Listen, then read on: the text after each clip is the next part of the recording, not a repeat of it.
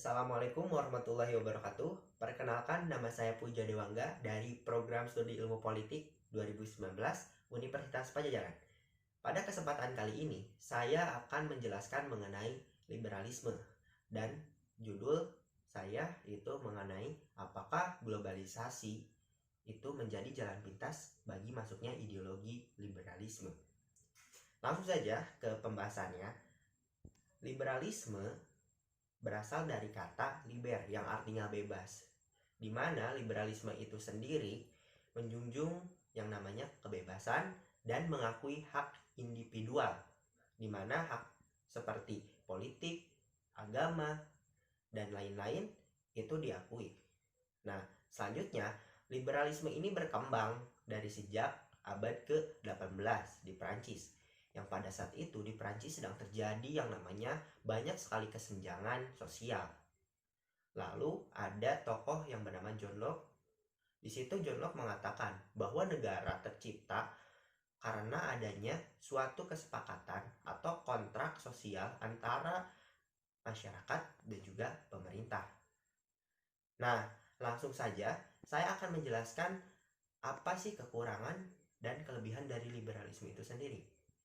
Adapun yang pertama, mendorong masyarakat untuk terus berkembang dan berkreativitas.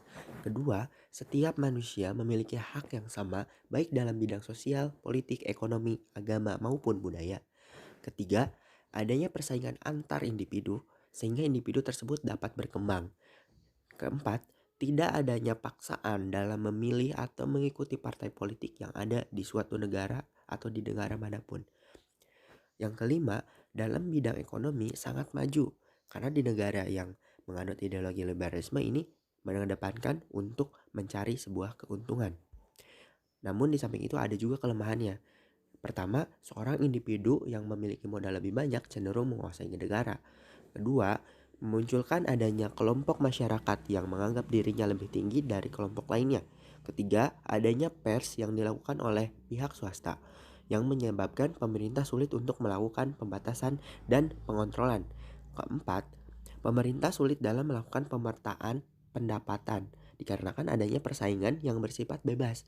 Dan yang terakhir, adanya monopoli yang dilakukan oleh orang kaya terhadap orang kecil atau miskin yang dapat merugikan masyarakat kecil.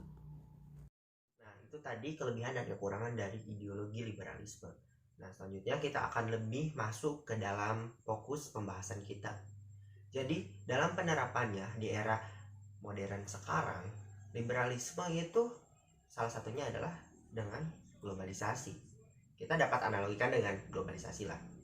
Jadi, dalam globalisasi itu ada yang namanya tujuan. Tujuan dari globalisasi itu sendiri adalah dengan ditandainya kemajuan teknologi dan perdagangan melalui perdagangan bebas.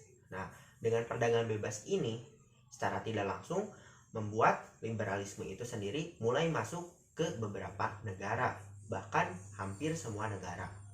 Nah, jika kita berkaca dari sebelumnya ataupun jika kita menilik dari sebelumnya apakah masih relevan, seperti apa yang dikatakan Francis Fukuyama bahwa ideologi liberalisme telah menang mutlak dari ideologi lainnya, termasuk salah satunya adalah ideologi komunis.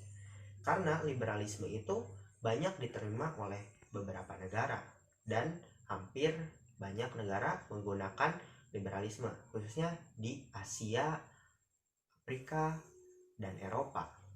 Dan kita bisa lihat juga kan di Amerika Serikat ataupun di negara benua Amerika itu mereka menggunakan ideologi liberalisme. Nah, selanjutnya syarat liberalisme masih masuk ataupun relevan. Adapun syaratnya yang pertama adalah mengakui perbedaan dan keberagaman. Ini menjadi tantangan gitu. Menjadi tantangan bagi liberalisme karena dengan adanya penerimaan terhadap perbedaan itu sendiri, liberalisme ini akan tetap bertahan dan relevan. Dan yang kedua, hakikat dari kapitalisme itu sendiri.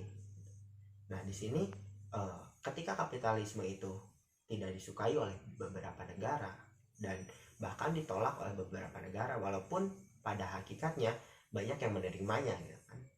Namun di sini harus tegas, apakah liberalisme itu anti kapitalis ataupun memang kapitalis global.